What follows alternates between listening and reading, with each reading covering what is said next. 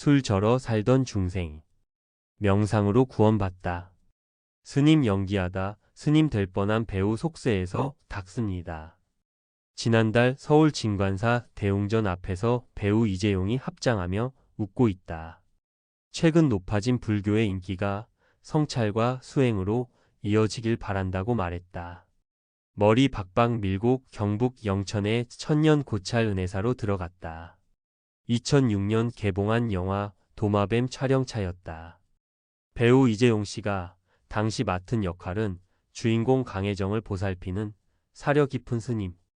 일주일쯤 지났을까? 은혜사 주지가 다가와 은근한 제안을 했다. 법복도 잘 어울리시고 두상이 공부 잘하게 생겼습니다. 성철 스님께서 머물던 방을 내드릴 테니 하산하지 말고 이참에 귀의하시지요. 이유가 뭐였을까요? 제 운명의 부처님과 뗄 수 없는 그런 요소가 있나 봐요.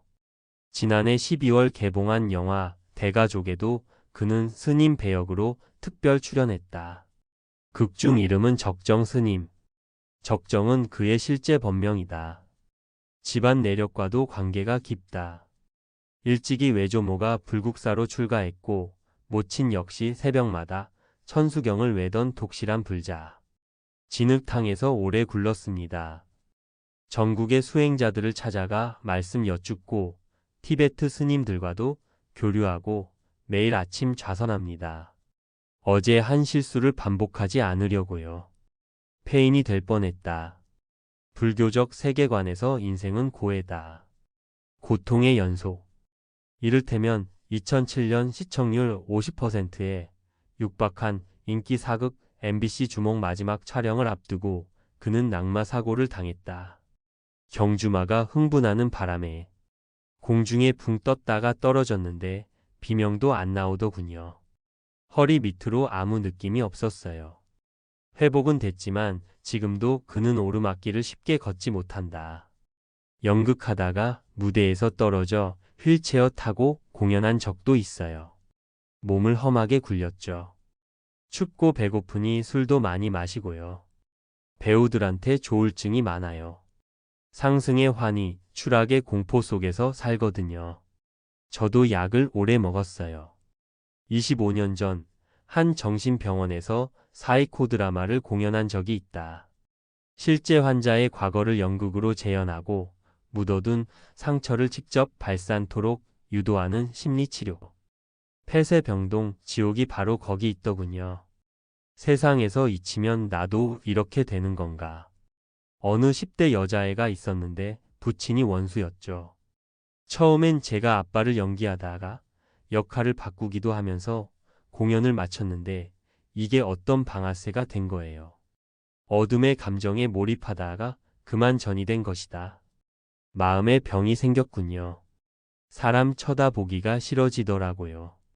세상은 이렇게 미쳐 있는데 다들 제정신인 척 연기하는 것 같고 가증스러웠어요. 제 자신까지도요. 해서는 안 될 짓도 했죠. 찻길에 뛰어들고 깊은 물에 들어가고. 어떻게 극복하셨습니까? 병원에 갔죠. 약을 11년 복용했는데 사람이 맹해져요. 의욕도 사라지고 약에 지배당하는 게 너무 기분이 나빴어요. 그러다가 명상이 떠오른 거죠. 그래, 그게 있었지. 더 숙여라. 순탄치 않은 길, 도 닦은 세월이 길었다. 이미 26살 때 출가 아닌 출가까지 감행했다. 부산대 철학과 재학 시절 우연히 교내 동아리 포스터를 보고 연극계에 입문해 예술가병에 걸려 미친 짓하고 다니던 때였다. 머릿속에 삐딱이가 들어앉아 있었어요. 옷을 몽땅 뒤집어 입고 술집에 들어가고 쥐뿔도 없으면서 어디서 주워들은 말 몇 마디를 내 신념인 양 악다구니 쓰고 굶어 죽기 딱 좋았죠. 결핵의 혈변에 이러다 폐인 될 것 같다는 생각을 했어요. 어느 날 남포동 뒷골목에서 무서운 형님을 만났죠. 누구였나요? 하숙집 주인 아들이요. 조기 사망 가능성이 농후해 보인다면서 저를 하나 소개해 주더군요. 가서 심신을 추스르라는 거였죠. 거역할 수 없어서 보따리를 샀어요. 유도 선수 출신이라. 부산 현엄사였다. 동네 야산에 있는 시골집 같은 암자였어요. 스님께 꾸벅 인사를 했더니 고시생이 와서 하숙비 준다 해도 거절했는데 당신은 불법에 연이 있어 보이니 받아주겠다고 하시더군요. 첫날이니 불은 지펴주겠지만 내일부터는 다 알아서 하라고요. 처절한 반성 시간이 시작됐다. 술에 절어있는 몸이라 아침 5시에 일어나기도 힘들더라고요. 밥 짓다가 쌀을 조금 흘렸는데 아기들은 그 쌀알 하나를 못 삼켜 고통받는 걸 모르느냐고 혼나고요.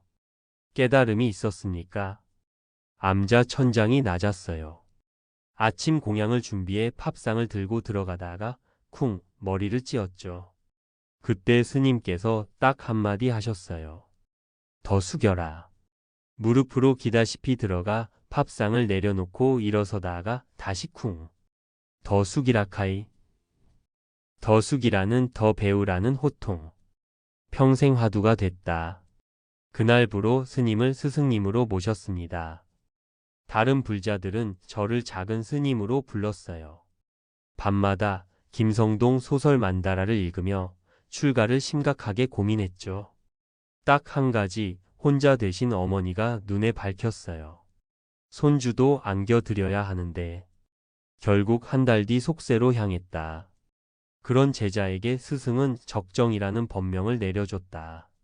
무슨 뜻입니까? 고요하고 고요하다. 천수경 준재 진언에 나오는 말이에요. 세상을 바로 보려면 고요해야 하죠. 헛짓 말고 입 다물고 계속 공부하라는 뜻 아니었을까요? 자비를 배우다. 그는 몽골에 방문할 일이 있었는데 그곳 사람들도 긴똑강을 알더라며 놀라워했다. SBS 1983년 데뷔해 연기 학원 강사, 지역 방송국 리포터 등을 하며 20년 가까운 무명 생활을 견뎠다. 이후 영화 드라마 80여 편을 누비며 명품 조연으로 자리매김했다. 2002년 조폭 두목독사 역으로 TV 드라마 피아노에 처음 진출했고 그에 대하 사극 야인시대에서 김두한을 쫓는 잔혹한 일본 경찰 미와 와사부로를 맡아 긴똑강이라는 유행어까지 남겼다. 그 잇따른 성공의 발판은 2001년 개봉한 영화 친구였다. 비열한 조직 보스로 분한 그는 장동건 앞에서 1,000만 원짜리 수표를 흔들며 이죽거린다. 의리가 뭔 줄 아나. 이게 바로 의리인 기라. 배고픈 시기가 길었습니다. 예술가는 가난해야 한다는 생각을 한 적도 있습니다. 결혼하고 아이가 나오니 그게 아니더군요. 돈은 더럽다. 돈이 최고다. 이 이분법에 오랜 세월 빠져 있었는데 어디 세상사가 그렇습니까? 돈 의리 맞던가요? 돈 많은 사람들은 많이 뜯겨서 그러는지 잘 안 빌려줘요. 의외로 어렵게 지내본 분들이 결정적일 때 도움을 주시더라고요. 자비. 불교의 핵심 가치일 것이다. 극단 시절 단돈 500원에 칼국수를 대접에 넘칠 듯 퍼주던 문현시장 혜민 엄마. 수년간 대가 없이 회사 직원 머릿수만큼 연극 티켓을 사주던 건축 폐기물 업체 사장님. 입고 있던 겨울 파카를 펼쳐 칼바람 막아주던 촬영장의 어린 스태프들. 이분들 덕에 지금의 제가 있는 거죠. 생애 최초 자비는 모친에게서 목격했다. 정말 이상한 광경이었다고 했다. 어떤 광경이었나요? 아버지가 방랑기가 심했어요. 훌쩍 집 나가면 어머니가 짐 싸들고 추적에 나섰죠. 제가 춘천에서 태어났는데 초등학교는 서울 청량리, 고등학교는 마산에서 나왔어요. 그러던 어느 날 똑같이 떠난 서방 찾아 헤매다 무일푼된 웬 여자를 다리 밑에서 만난 거예요. 어머니가 주섬주섬 짐을 풀어 옷가지를 건네시더라고요.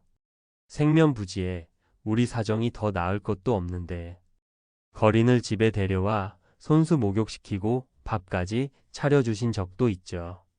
왜 그러셨을까요? 지금 생각해보면 사람 대접이었던 것 같아요. 5만 가지 생각 하나로 줄이는 법. 사람 다 똑같다. 배우 이재용이든 삼성그룹 이재용이든 사바세계의 우한에는 예외가 없다. 그럼에도 태도에 따라 삶은 다른 얼굴을 보여준다고 그는 믿는다. 경험 덕분이다. 번뇌와 그 받아 넘김의 과정을 최근 채끈할 나는 붓다를 보았다로도 편했다. 일 안 풀리고 힘들면 내 인생 왜 이래 싶잖아요. 역경계가 나타날 때 그 자체를 공부거리 삼아야 한다는 걸 이해를 못했어요. 겪어보니 모든 인연, 심지어 악연조차도 같은 실수 또 하지 말라는 가르침이라는 생각이 들었어요. 이제는 평안하십니까? 배우는 비정규직이잖아요. 쪼들리죠. 큰아들이 호주에서 의대를 다녀요. 목돈이 필요하니 1년에도 몇 번씩 고비가 와요. 대출은 꽉 찼고 기한은 조여오고 자존심은 구겨지고 사람 할 짓이 아닌 거예요. 한 달 반 만에 몸무게가 13kg 빠진 적도 있죠. 그냥 팩트만 받아들이기로 했어요. 결국 해결될 테니 문제 앞에서 감정을 빼자. 그게 마음대로 되나요? 쉽지 않죠. 숨이 열쇠 같아요. 갑갑하면 숨 크게 들이쉬라고 하잖아요. 하루 2, 3분이라도 좋으니까 가만히 눈 감고 내가 숨을 어떻게 쉬고 있나 집중해 보세요. 그동안에는 고민이 있을 수가 없어요. 숨 들어왔네, 숨 나갔네. 5만 가지 생각이 숨 하나로 모이는 거죠. 눈 감고 하는 명상이 익숙해지면 눈 뜨고도 가능해진다고 했다. 원망을 떨치고 감사를 깨닫는 일. 조연이라는 말, 한편으로는 서운함이 있었죠. 그래도 감당할 수 있는 만큼 힘들고 처자식 먹여 살릴 만큼 벌 수만 있다면 이게 이번 생에서 내가 경험해야 할 대본이구나 싶어요. 사람은 누구나 자기 인생에서 주연이잖아요. 지금의 제가 있을 수 있는 것도 보이지 않은 수많은 호의 덕인데 건방 떨면 안 될 것 같아요. 목표가 있으세요? 집이 부산이라 서울 오갈 때 김해공항에 자주 갑니다. 대기실에 앉아 있으면 청소하시는 여사님들이 엄마야 어쩐 일입니까? 웃으면서 인사해 주세요.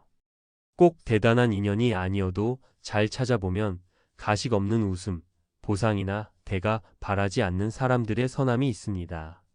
그런 순간을 조금씩 늘려가고 싶어요. 부처님이 세상에 많이 계시니까요.